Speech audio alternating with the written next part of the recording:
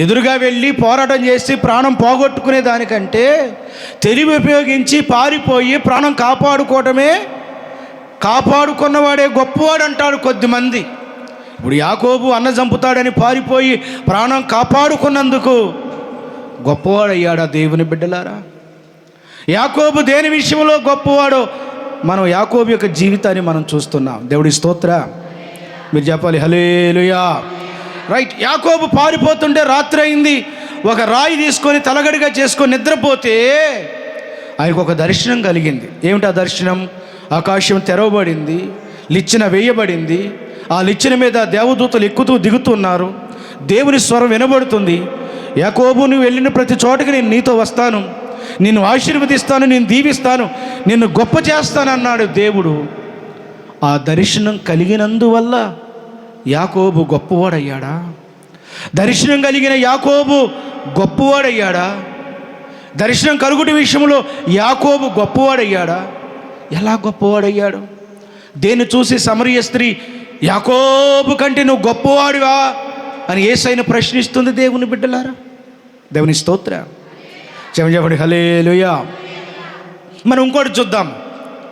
అన్న చంపడానికి 20 సంవత్సరాల తర్వాత పగతో కత్తి తీసుకొని 200-400 మందిని వెంట పెట్టుకొని వస్తున్నానని భయపడి తన భార్య బిడ్డలందరినీ కిద్రోను వాగు దాటించి ఒక్కడే మిగిలిపోయి రాత్రంతా కన్నీరు కార్చి దేవుని పాదాలు పట్టుకొని బ్రతిమిలాడి రాత్రంతా ప్రార్థన చేశాడే.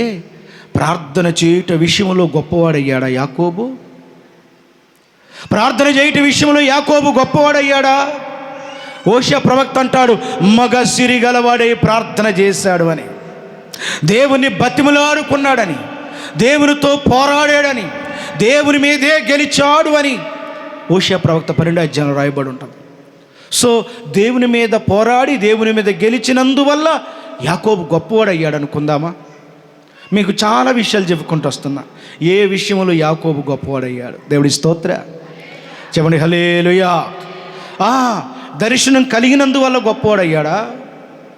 రాత్రంతా కన్నీరు కార్చి ప్రార్థన చేయటం వల్ల ప్రార్థనా వీరుడిగా గొప్పవాడయ్యాడా? మనం ఆలోచిద్దాం. దేవుడు అన్నాడు, ఇక నుంచి నీ పేరు యాకోబు కాదు, ఇజ్రాయేలు అన్నాడు. హల్లెలూయా. సో ఇజ్రాయేలు అయినందుకు యాకోబు గొప్పవాడయ్యాడా? దేని విషయంలో యాకోబు గొప్పవాడయ్యాడు మనం ఆలోచించాలి. చివరిగా ఒక మాట తెలుసుకుందాం.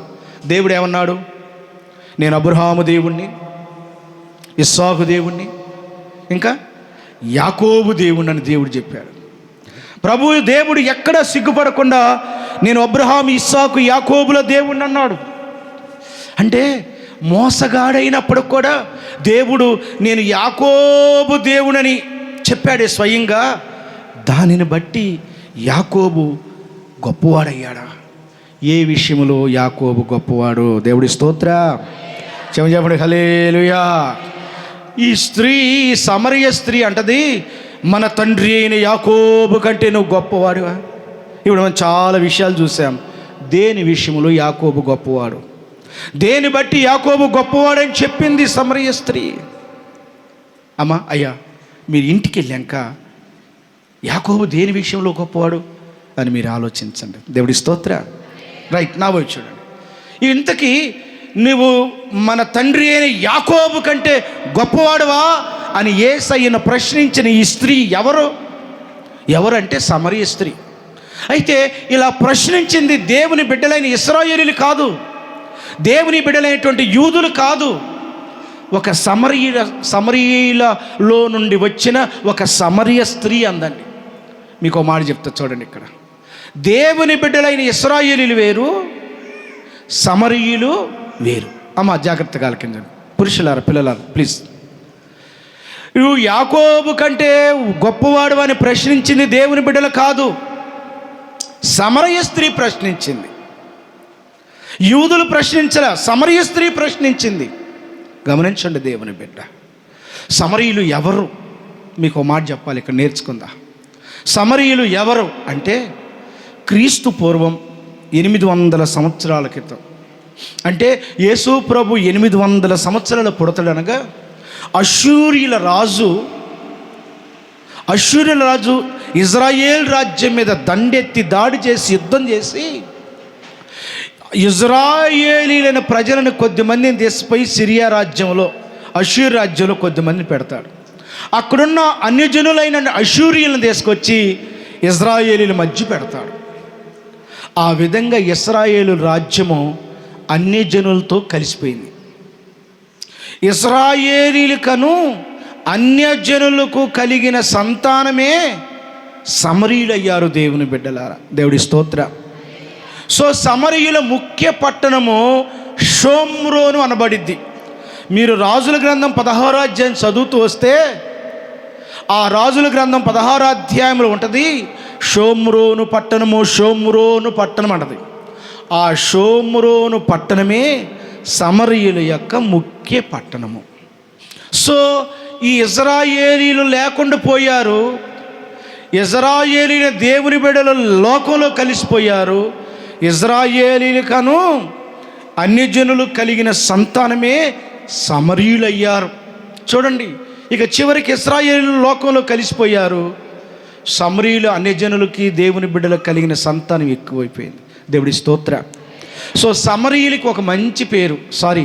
సమరీయులు మీకు ఇంకా అర్థం కావాలంటే ఒక మొక్కలో చెప్తున్నాను. సమరీయులు అంటే సగం దేవుని బిడ్డలు, సగము అన్యజనులు. దేవుడి స్తోత్ర. సగము దేవుని బిడ్డలు, సగము అన్యజనులు అన్నమాట. ఎందుకంటే దేవుని బిడ్డలకి అన్యజనులకు కలిగిన సంతానమే కదా సమరీయులు అంటే దేవుని బిడ్డలారా. అయితే ఇశ్రాయేలీయులు యెహోవా దేవుని పూజిస్తున్నారు, సమరీయులు యెహోవా దేవుణ్ణి పూజిస్తున్నారు. అయితే వీళ్ళ ఆరాధన ఒక రకంగా ఉంటుంది, దేవుని బిడ్డల ఆరాధన ఒక రకంగా ఉంటుంది. దేవుడు చెప్పిన ఆరాధన క్రమం ఇజ్రాయేలు ప్రజలు చేస్తున్నారు, యూదులు చేస్తున్నారు. కానీ వీళ్ళు సమరీయులు దేవుడు అక్కడే, కానీ ఆ పూజా విధానం, ఆరాధన విధానం మార్పు అన్నమాట. వీళ్ళ ఆజ్ఞలు వాళ్ళ ఆజ్ఞలు ఒకే విధానం ఉంటే కానీ పాటించే విధానంలో మార్పు అన్నమాట. అయితే యూదులు వీళ్ళు అపవిత్రులు, వీళ్ళు అక్రమంగా జన్మించారు, వీళ్ళు దుష్టులు, వీళ్ళు పాపులు అని వాళ్ళని బహిష్కరించి వెలివేశారన్నమాట. దేవుడి స్తోత్ర. దేవుడి స్తోత్ర. మేము పరిశుద్ధులమి, పవిత్రులమి, మేము నిజమైన దేవుని బిడ్డలమి, మా ఆరాధన నిజమైన ఆరాధన, వాళ్ళు తప్పుడు ఆరాధన, వాళ్ళు తప్పుడుగా జన్మించిన వాళ్ళు తప్పుడు ఆరాధనని వాళ్ళ అపవిత్రులుగా ఎంచి వాళ్ళతో సహవాసం చేయటైను, వాళ్ళను ముట్టుటైను, వాళ్ళని పలకరించుటైను దేవుని బిడ్డలైన యూదులు చేయరు. దేవుడి స్తోత్ర. చెప్పండి హల్లెలూయా. అది సమరీయుల కథ. దేవుని బిడ్డలారా, దేవుని బిడ్డలకను అన్యజనులు కలిగినటువంటి వాళ్ళే సమరీయులు. ఈ యూదులైన వాళ్ళు వాళ్ళని అపవిత్రులుగా ఎంచారు. యూదులైనటువంటి వాళ్ళు వాళ్ళని చెడ్డవారిగా భావించారు. కానీ ఇద్దరు ఒకే దేవుని ఆరాధన చేస్తారు. రైట్. అందుకని ఆ సమరీయులోంచి వచ్చిన స్త్రీయే ఈ యేసు ప్రభునంటది, మన తండ్రి అయిన యాకోబు కంటే నీవు గొప్పవాడువా. చెప్పండి హల్లెలూయా. చెప్పండి హల్లెలూయా. గాయాలు కడిగి కట్లు కట్టి గాడిద మీద ఎక్కించుకొని హోటల్ తీసిపోయి హోటల్ అడ్మిట్ చేశాడు. తన డబ్బు ఇచ్చాడు. తక్కువైతే నేను మరల వచ్చి కడతా అన్నాడు. వీళ్ళ ముగ్గురులో మంచివాడు ఎవరంటే సమరీయుడు. చెప్పండి హల్లెలూయా. మానవత్వం కలిగిన వాడు సమరీయుడు. హయ్యర్ అనుకున్నటువంటి వాడికి మానవత్వం లేదు, వెళ్ళిపోయాడు. సెకండ్ గ్రేడ్లో హయ్యర్ అనుకున్నటువంటి వాడు మానవత్వం లేదు, వెళ్ళిపోయాడు. కానీ అపవిత్రుడు, అంటరాని వాడు, దూషింపబడ్డవాడు, వెలివేయబడ్డవాడు ఓ సమరీయుడండి. ప్రేమతో, మానవత్వంతో అతని గాయాలు కడిగి అతన్ని ఎక్కించుకొని గాడిద మీద తీసుకుని హోటల్లో చేర్పించాడు. వీళ్ళ ముగ్గురులో పొరుగువాడు ఎవర్రా, మంచివాడు ఎవర్రా అంటే సమరీయుడయ్యాడు. బైబిల్లో సమరీయ స్త్రీ ఉంది, మంచి సమరీయుడు ఉన్నాడు. దేవుని బిడ్డలారా, ఈరోజు మనం హయ్యర్ క్యాస్టా, లోయర్ క్యాస్టా, మిడిల్ క్యాస్టా కాదు. ఈ రోజుల్లో మనం పెద్దవాళ్ళమా, గొప్పవాళ్ళం కాదు. ఈ రోజుల్లో డబ్బున్న వాళ్ళ, డబ్బు లేని వాళ్ళ, భేదవాళ్ళ కాదు. ఎలా జీవించామన్నదే ప్రాముఖ్యమైంది. చెప్పండి హల్లెలూయా. వాళ్ళు అంటరాని వాళ్ళే కావచ్చు, వాళ్ళు భేదవాళ్లే కావచ్చు, వాళ్ళు తృణీకరించబడ్డ వాళ్ళే కావచ్చు, వాళ్ళలో సత్యం ఉన్నది. చెప్పండి హల్లెలూయా. వాళ్ళు డబ్బు లేని వాళ్ళే కావచ్చు, అభిమానం లేనటువంటి వాళ్ళే కావచ్చు, ఊరికి దూరంగా ఉండొచ్చేమో, వాళ్ళల్లో మానవత్వం ఉంది దేవుని బిడ్డలారా. చెప్పండి హల్లెలూయా. సో మానవుడు కావలసింది క్యాస్ట్, కులం కాదు. మానవుడు కావలసింది నేను గొప్ప, నేను పెద్ద, నేను ఉన్నత అని ముఖ్యం కాదు. అది ఎలా వచ్చిందంటే జీవించే విధానంలోనే వచ్చింది. నేను గొప్పవాడిని అని చెప్పుకొని అన్ని అబద్ధాలు ఆడితే ఆ జీవితానికి ఏం విలువ ఉంది? నేను ధనవంతుణ్ణి గొప్పవాడిని చెప్పుకొని అంత మురికిగా చింపిరిగా జీవిస్తే ఆ జీవితానికి ఏం అర్థం, విలువ ఉంది దేవుని బిడ్డలారా?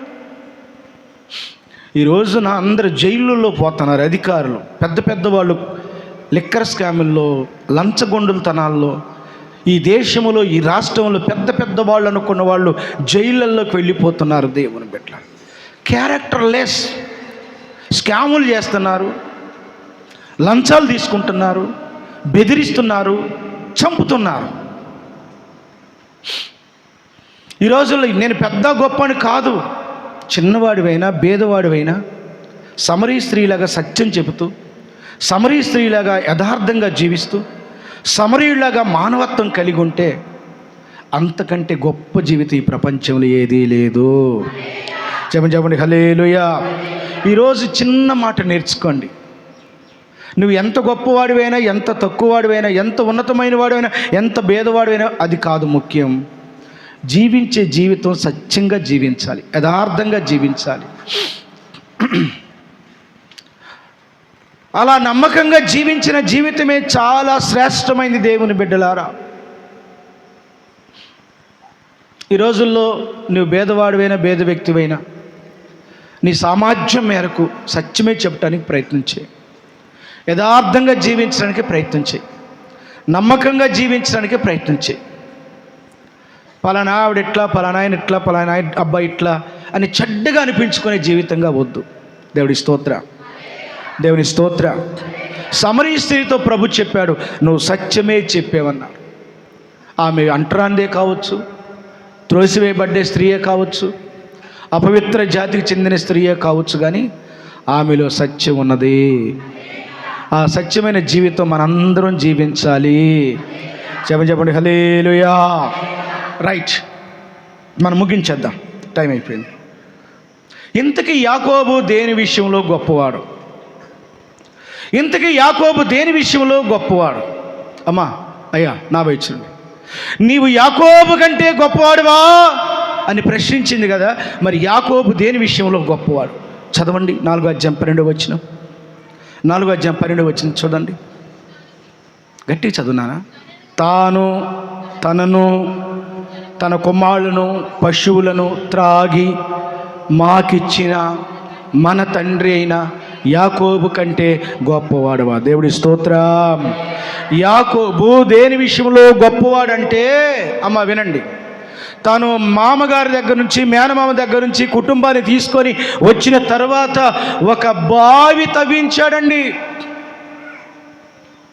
ఒక లోతైన బావి తవ్వించాడండి. లేదు, ఆయన కూడా తవ్వాడండి. యాకోబే స్వయంగా ఒక లోతైన బావి తవ్వాడు. మన యేసు ఎవరు? మీరు చెప్పాలి. యేసు ఎవరు? మన యేసు ఎవరు? గొప్పవాడు. దేవుడి స్తోత్రం.